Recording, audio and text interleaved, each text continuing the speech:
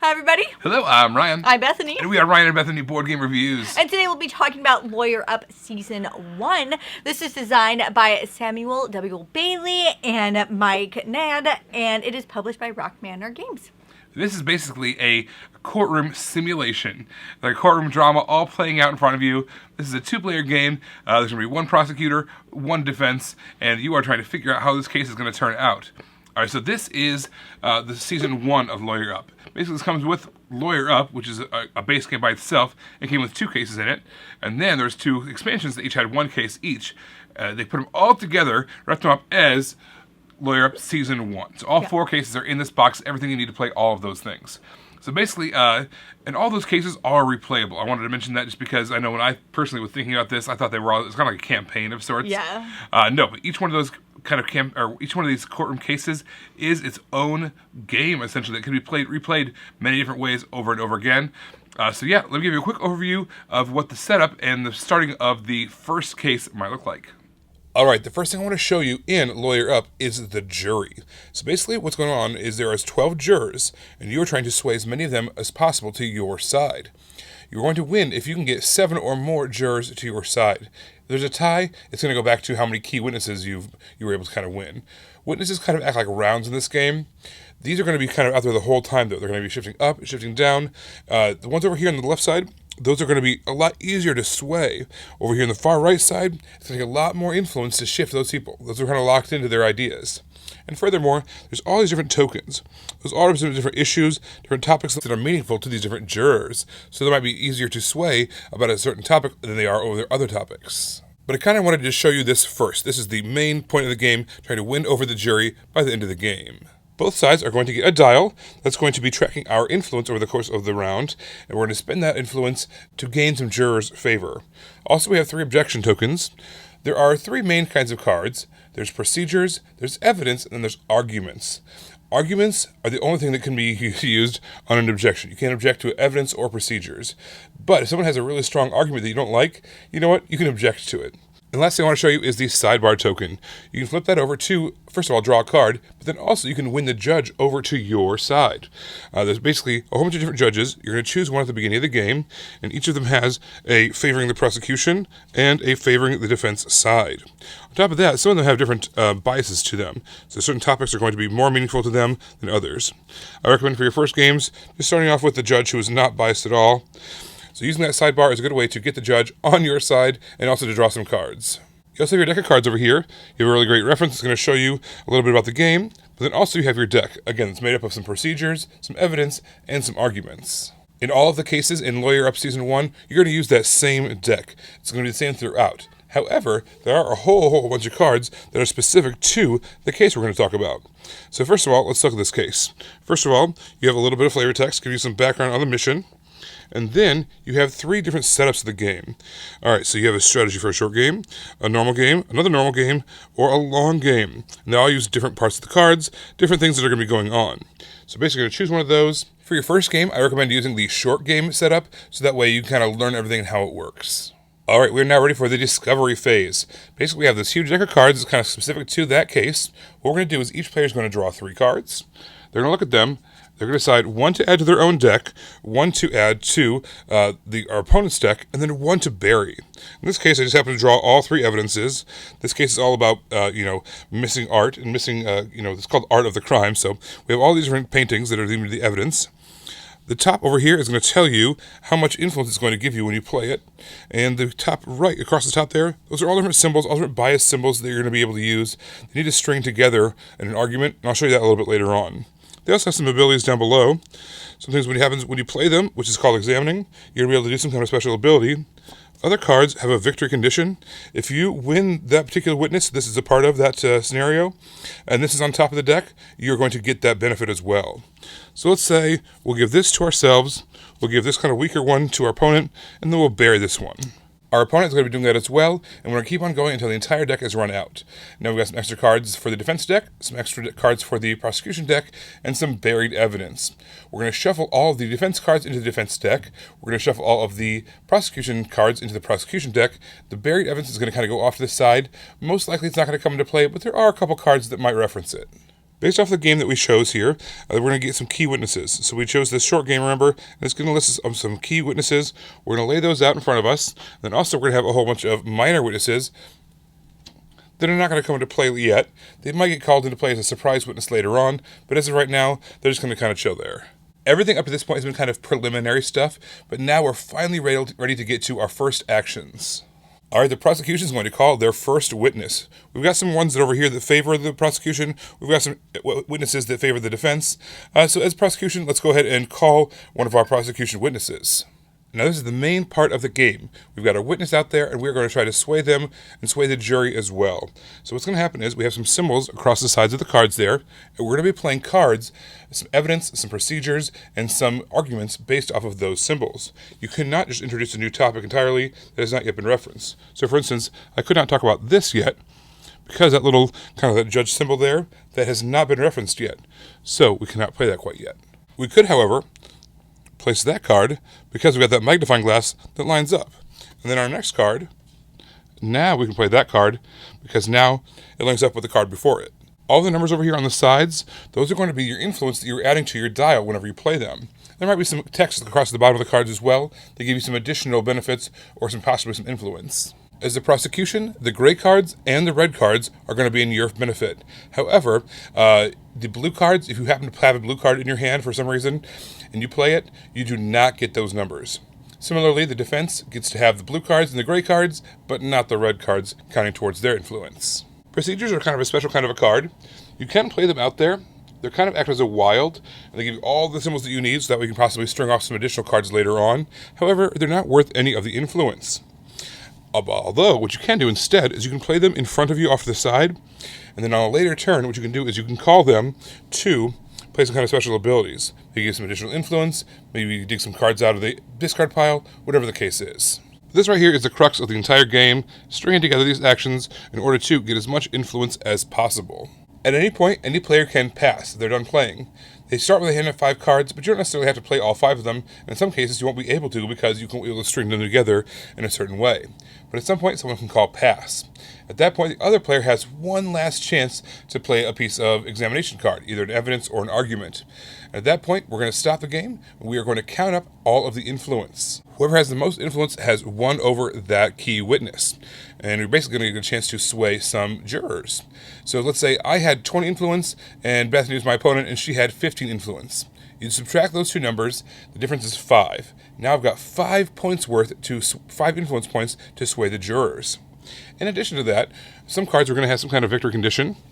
Like this one says, if you are the victor, you're going to be able to sway one additional of that particular symbol. So it's going to be very important to the case. If you can get the correct people swayed, you're going to get more jurors on your side. The game is going to end once all key witnesses have been called, and then you've resolved all of them. At that point, you're going to look over at the jury, and you are to count who is on the prosecution side and who is on the defense's side. Whoever has more on their side is going to win the game. If there's a tie, again, you refer back to the key witnesses. If there's a majority of someone who has the key witnesses on their side, they're going to win the game. If it's still a tie, it is a hung juror. That means there is no winner, and the defense wins by default. So the prosecution needs to be extra aggressive, trying to win over those witnesses and win over those jury members. There's a whole lot more card play involved than what we saw there. That's just a very, very brief overview of some of how the game is set up and how it works. But this is a lot more involved, a lot more card play, a lot more things moving around.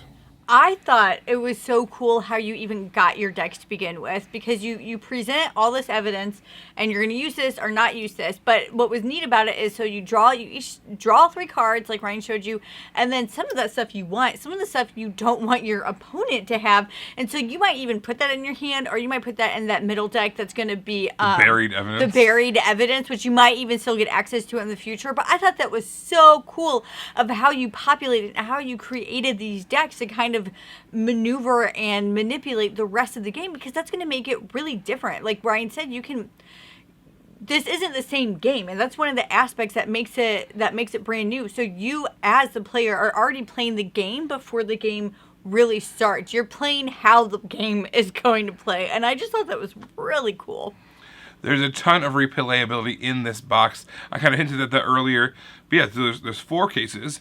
Each one of those cases has like a different setup, like a short game, a medium game, or a long game. And then on top of that, each time you play, maybe you want to play as the prosecutor, maybe you want to play as the defense. Maybe you're going to have different witnesses out there. Maybe you're going to have different decks, different cards that you lead out there as evidence, all those different things. Or just the way that they're shuffled up and randomized together. All that's going to play into how each case is going to be different. Each time you play is different. And that's true for all 4 of the different cases. And each one of them is more and more involved as you get higher up. Yep. And it's going to get increasingly replayable.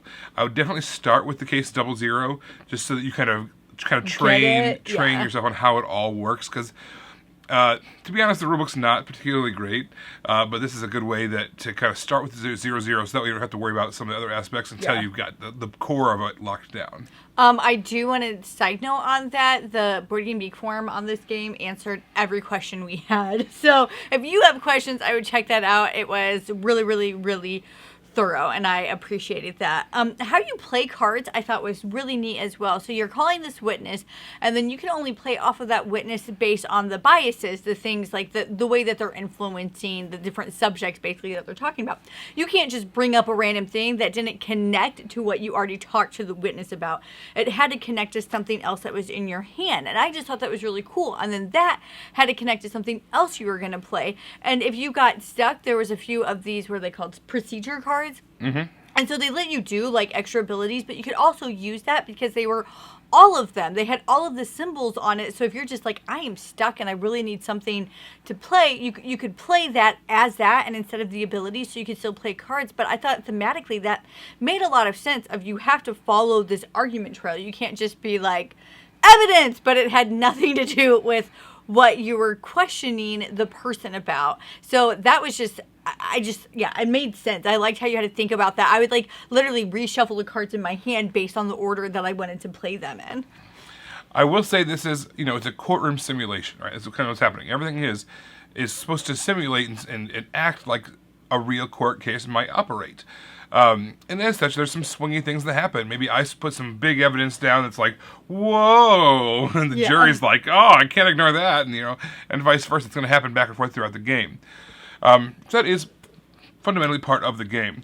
That being said, there are some cards that are even stronger than just being strong. They might be, gosh darn it, in necessity. They're crucial. They tie everything all together, and then those can be really, really swingy. Those can really try to shake up the game.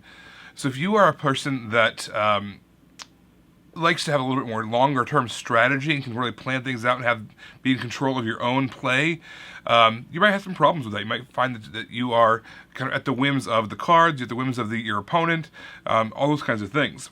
You have a little bit of mitigation in the form of objections, but you only have 3 to use basically the entire game without some abilities, refreshing them. And on top of that, you don't know what your opponent has, so you might waste an objection on something that's like good when you don't know that something that's great is coming behind it. So I feel like there was these moments where your opponent would do something that just made you feel bad. It was just like, oh, everything I'd been working for, like my whole hand is now shot. Yeah. Like, crap. You didn't feel like you had any control. Yeah. Not no control, but just like big giant moments that could be undone. And things like that. It's just a weird thing that happens, and I'm sure it's very, very similar to real court cases, and that's why it's a part and a function of this game. It's just something to mention out there. I thought the game did a great job of teaching me the game through the theme. So when we were playing the game, the plays that we had of it, did I feel like I was a lawyer in a courtroom? No. But that theme helped me learn everything that we needed to in the game. It helped me understand, there are going to be these jurors out there, and they are going to have different biases. Some of them really aren't going to be swayed, or they'll only be swayed a little bit because they really can't be swayed so much, because some of the expansions produce these locked cards, so they can't even be swayed past a certain point. And that makes sense. When you're presenting evidence, it has to make sense in the way that it flows when you're saying things, because you can't bring up something that's irrelevant. When you bring up a witness and you think it's going to work for you, it might end up working for the other person, and with how that plays out. So I just thought it was so cool that they created this game that I felt like they did a great job on. This 2-player game, you're in the courtroom, and even though I didn't feel like I was in the courtroom, that theme helped me play every aspect of this game. So I just thought that was really neat. I kind of hinted that there might be players who like engine building and like to be in charge of their own destiny that are not going to be big fans of this game. Yeah. I fall into that category. I was kind of hinting it to myself. I like knowing that if I'm building an engine up, I have the ability to keep on using that engine, or I'm able to keep on adding on to something. And the reality is those engines can be destroyed. Some other games have those kinds of things too, but I like it when things can't be destroyed. I like to keep on building, I guess. So for me, this was a game that had some frustration points in it. I thought it was very clever. I enjoyed some of the interactions and some of the card play.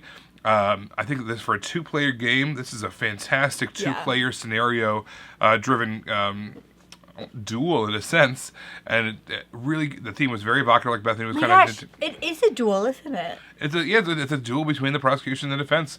I think it's just a very clever way to kind of distill it all down in that way. But still, at the end of the day, this is a game that I'm not going to be searching out. I'm not going to be asking for this one, just because of those moments. You know what's great about that, Ryan, is that in the queue coming up, we have season 2 that we need to talk about. So yay! A whole bunch of new cases to play. And you know what? They may have changed the dynamic things up a little bit. Yeah. And this is season 2. Yeah, this is going to be 4 new cases, so that we'll be able to talk about that and let you know what's different, if it's just more variety or whatever the case is. We'll let you know that once we get played through that and review it. Well, everybody, don't forget to subscribe so you can see our videos as they come out. And we plan on doing a top 100 sometime this year if we reach 3,000 subscribers. So you definitely want to help make that happen for us. We really appreciate it. Hit the subscribe button, hit the notification bell. We'd love it. And then find us in all of these places. You guys, thanks for watching. We will see you next time. Bye. You guys, thanks so much for watching. This game was provided to us by a publisher in exchange for a fair and honest review. And if you want to see more stuff, check out over here to see something we think you might like. And over here, we think that YouTube has picked out a great video for you you're going to love. Thanks, guys. We'll see you next time.